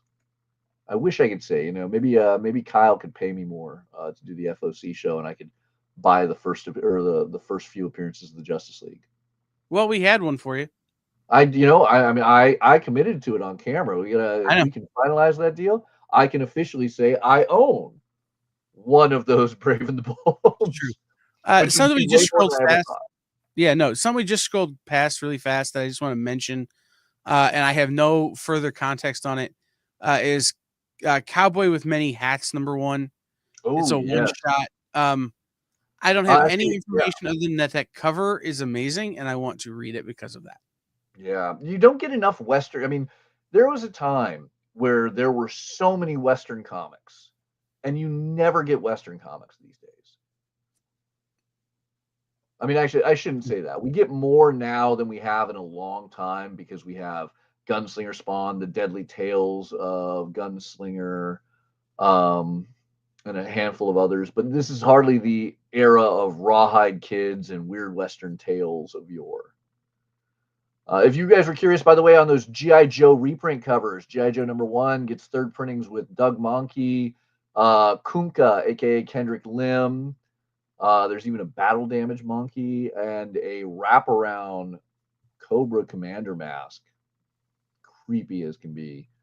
Not to mention issue number 2 getting multiple spotlight covers by Jason Howard. I always love the later printing Jason Howard covers that Skybound has been doing. I own every single one of the Transformer ones, and a good amount of the Void Rivals. So I might end up going crazy on G.I. Joe. I'm not going to lie. A lot of continuing Justice-related series, whether it's reprints of Justice League of America to Justice Society or even the Justice League Atom Project on FOC this week over at lunardistribution.com. Big one I want to point out, though, is Poison Ivy. Much like Birds of Prey, there are a million incredible covers. I have been just loving every issue of Poison Ivy, but man, as much as I'm loving the interiors, the covers have been insane. Just take a moment to breathe in that incredible Jenny Frison piece featuring Pamela Isley herself. Lot of great covers. DC, it's kind of crazy. I don't think that I would have ever thought of DC as the cover company a few years ago, but I mean, with Birds of Prey and Poison Ivy this week, some of their recent cover gallery books, they've figured out the cover publishing game. But big one I want to push at DC is Secret 6. Secret 6 has me beyond excited. This is Nicole Maines, the actress who played the Dreamer in the CW DC TV series like Supergirl and the Arrowverse shows, is now writing her character Dreamer on the Secret 6. She's had experience with a lot of the characters she's writing, from Jonathan Kent, aka Superboy, and his boyfriend Jay. But now we're spinning out of all that incredible Suicide Squad stuff that she did and the crossovers she's worked with Cena Grace on, a brand new 6-issue miniseries on the Secret 6. And the part that excites me the most is the nod to the classic Gail Simone Secret 6 with Deadshot and Catman on it. Now, I want to point out the last time we had a Secret 6 series was May of 2016, and that was a 14-issue run by Gail Simone. Prior to that, it was 2011, because that 36-issue series led into the New 52. The Secret 6 has always been an incredible team of anti-hero level villains. Gail Simone has always been at the helm of the more modern. I mean, there is technically a Secret 6 if you really, really go back to the Bronze Age. But it is really exciting to see that it's not just Gail. It is now Nicole who will be continuing this reign. I have loved every single thing Nicole Maines has written, at DC. Everything has been phenomenal. So I have nothing but the highest hope for this 6-issue miniseries. And then just stunning covers. You got to love the little Whisper cover right there. This is going to be a big deal, at least in my eyes. And having already read it, I can tell you it lives up to the hype. So those are the big books from DC over at lunardistribution.com. Remember to check out lunardistribution.com and previewsworld.com/finalordersdue to put together your orders for your local comic shop as soon as you can. But let's talk about some that you should definitely pay a little attention to, because this is going to be our hot 10 for the week of comics on Final Order Cutoff for February 10th, this coming Monday. So let's take it away, Kyle, and discuss some top 10 books. Oh, why don't we take a quick break? Oh, let's take a quick break, and then we'll come back with the top 10. And we'll do that. Yep. All right. Quick break, and then back with the top 10. Live from New York. What? Oh, sorry. Live from Cleveland? It's Friday night? It's Friday Night Live! With Nancy McCann. And Ricky. And sometimes Carlos. and featuring boxes and boxes of rare comics. Unique collectibles. Lots of smiles and conversations with new friends. Friday Night Live with Comics Unlimited. Friday night from 9 to 11 on The Experience.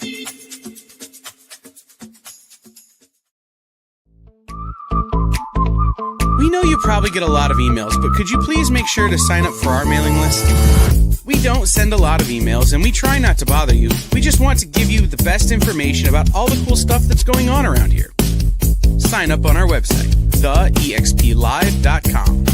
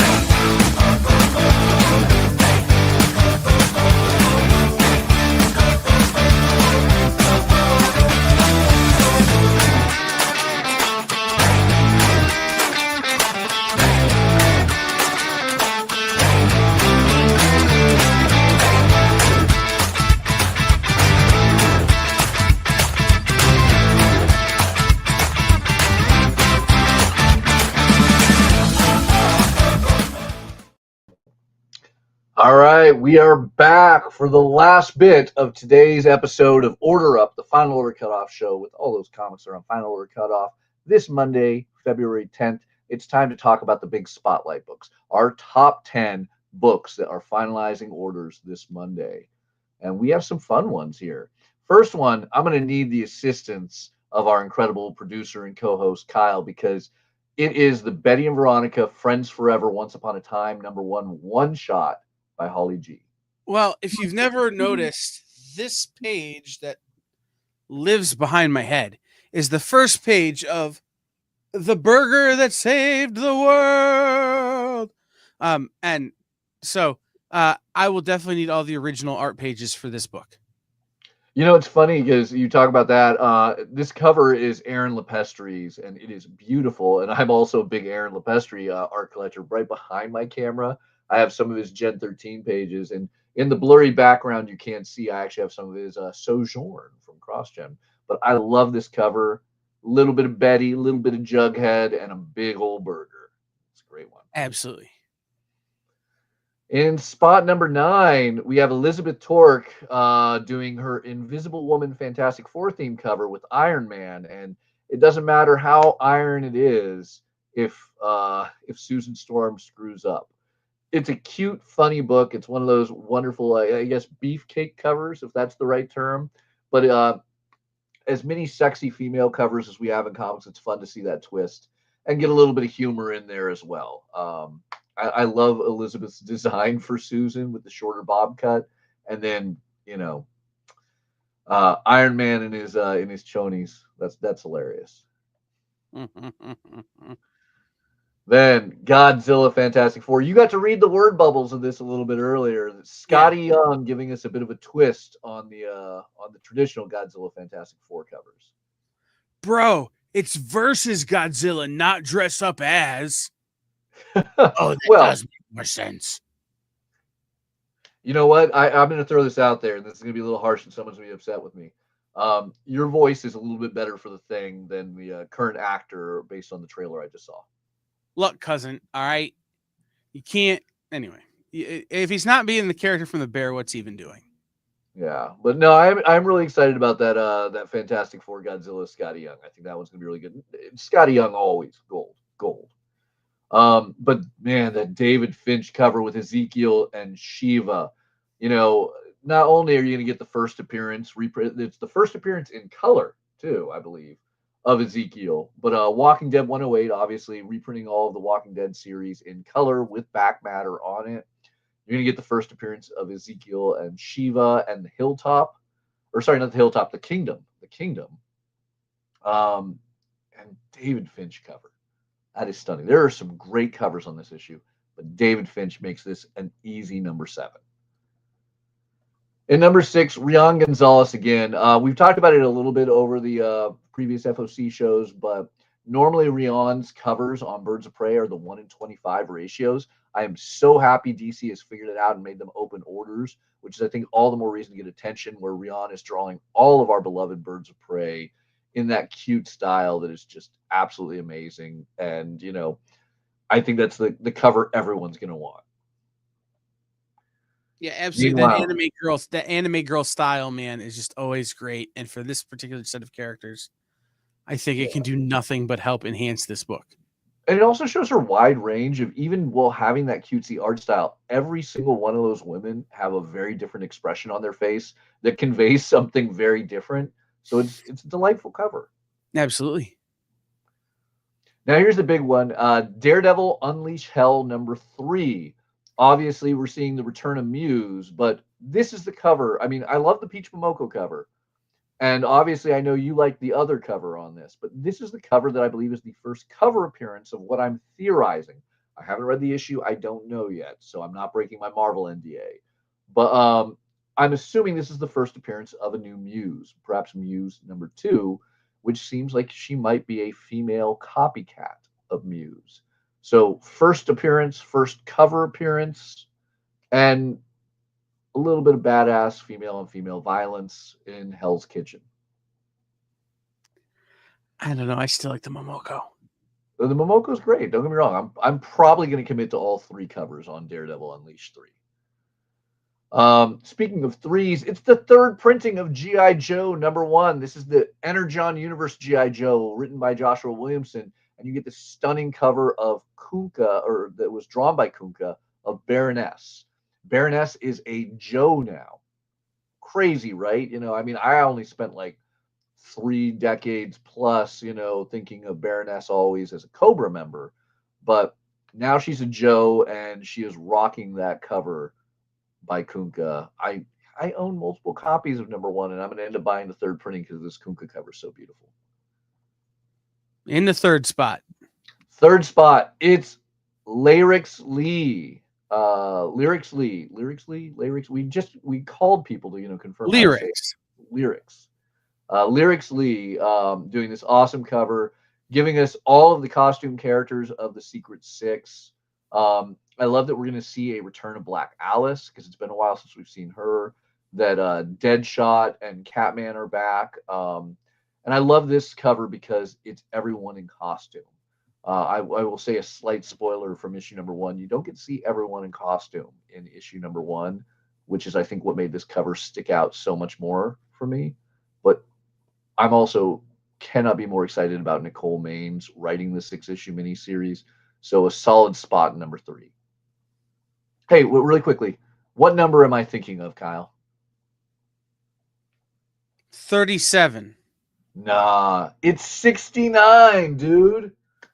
Spot number 2 is Amazing Spider-Man 69, and Joe Kelly is back on writing duties as we deal with the 8 deaths of Spider-Man. And Amanda Conner is doing this cover, homaging. Well, what classic cover could she be homaging, Kyle? I wonder. Maybe a Secret Wars issue towards the end, where we had the first appearance of a black symbiote that would wield itself atop Peter Parker's Spider-Man outfit.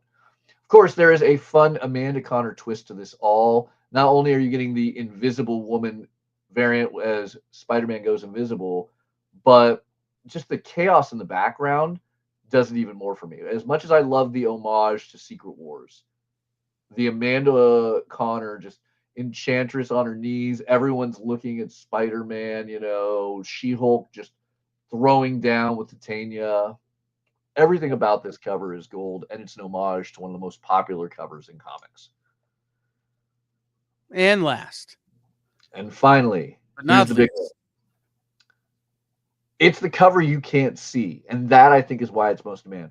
Fantastic Four number 30 is obviously going to be a big issue tying into One World Under Doom. It is dealing with the Thing. The solicit says this is the you cannot miss Ben Grimm Thing story.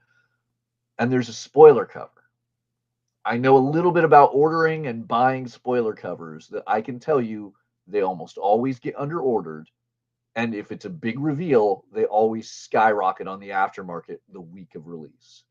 So if you have even the slightest hint that you may want to own this cover, you should let your local comic shop know in advance so they have one for you. Because even if they order a ton for the stands, these are the things that disappear right off the bat when stores open on Wednesday. These can be the covers that can change things as we know it, continuity, alterations, deaths, new costumes, all those type of things happen on these crazy Marvel spoiler variants. So Gleb Melnikov, who is a great artist, is doing this, so we know it'll look pretty, but what it will look like and exactly what it will depict will be the interesting part. But easily the reason I think that this needs the attention of spot number one for items that you final order this Monday, February 10th. I mean, what are your general thoughts on spoiler covers, Kyle? I don't like them. You don't like them? Why is that? Mainly because we can't see them, and I'm always trying to figure out what to order, right? Like, I want to be able to see even if like half of the cover is blurry, like blur out the spoiler bit, right? Like this week in unnecessary censorship, but not having anything to go off of means that I personally won't order this cover from my LCS. I will order a different cover that I can see and I will know I will like. So what happens then when this cover is revealed on release week and it turns out you like the cover? I am a different 3-letter acronym. There you go.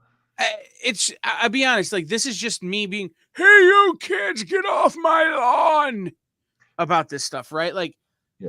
I definitely, because it's Gleb, think it's going to be killer, right? Like, I think the artist who's on it is super important. I think the fact that it's Fantastic Four leaves a lot of opportunity, but just for my own mental health and my own personal collecting, I don't like them.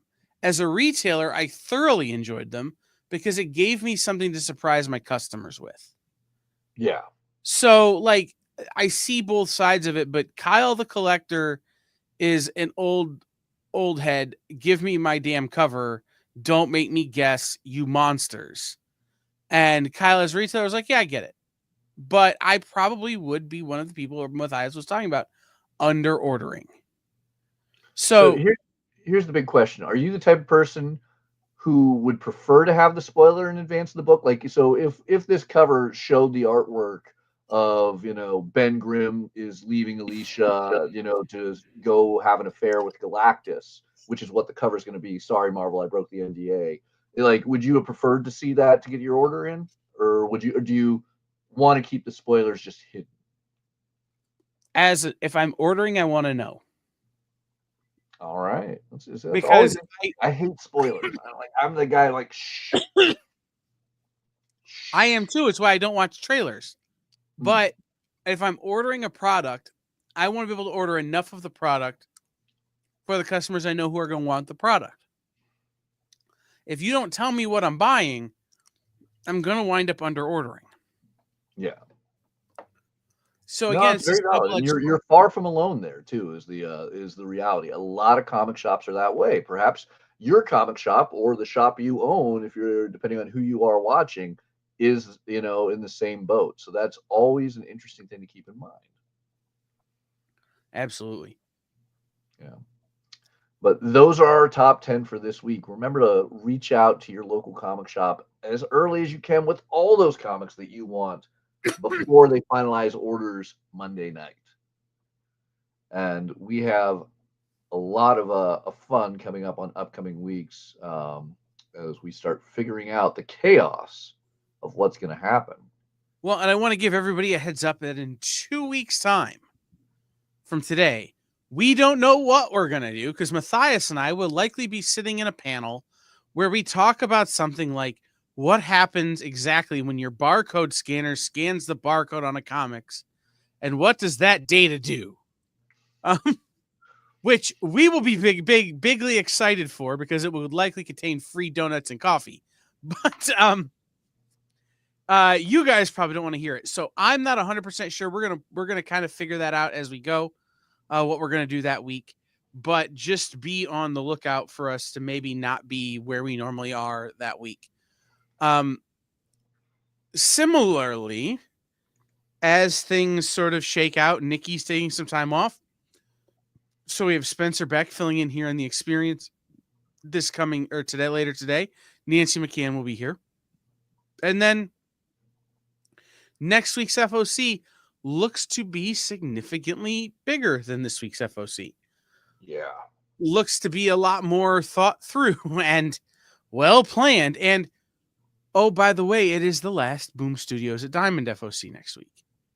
So, like, there's a number of, hey, mark the date right next Friday that we're gonna see what happens. It's going to be a different comic book world by next Monday. Yeah. So just be prepared for us to be here next Friday going,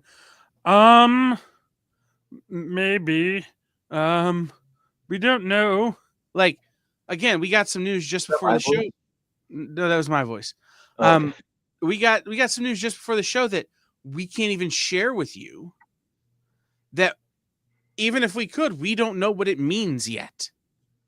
So that's how rapidly things are changing.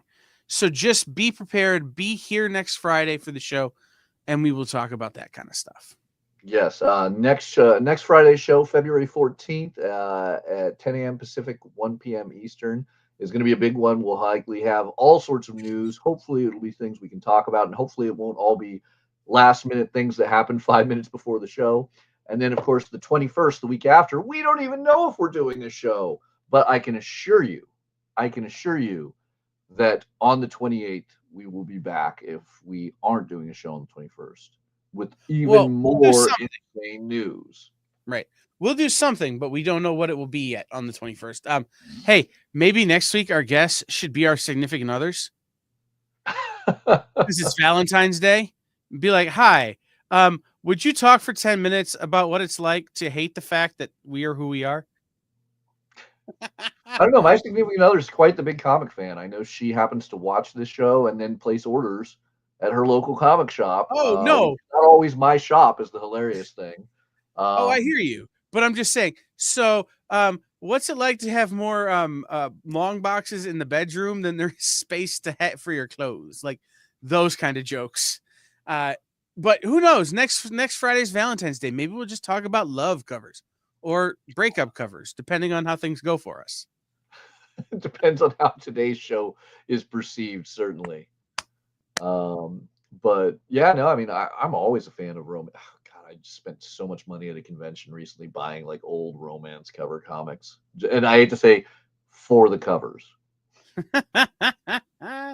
So, guys, thank you for tuning in. Be on the lookout for Karina's interview being reposted later today, Ed Bryson tomorrow, and a couple of others in the next few days here from the FOC show being reposted over on YouTube. And then we will be back next week with a much bigger FOC. Yes. So all sorts of fun. I thank you guys all for watching, for liking, commenting, subscribing, and all of that stuff.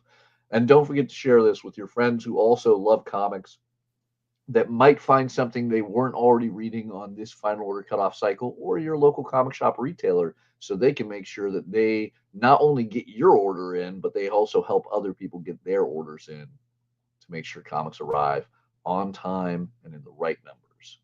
Absolutely. All right. Thank you guys all for watching. We'll see you next week. Later. Join the party. Head over to our link tree to find all the links for everywhere the experience is all the time.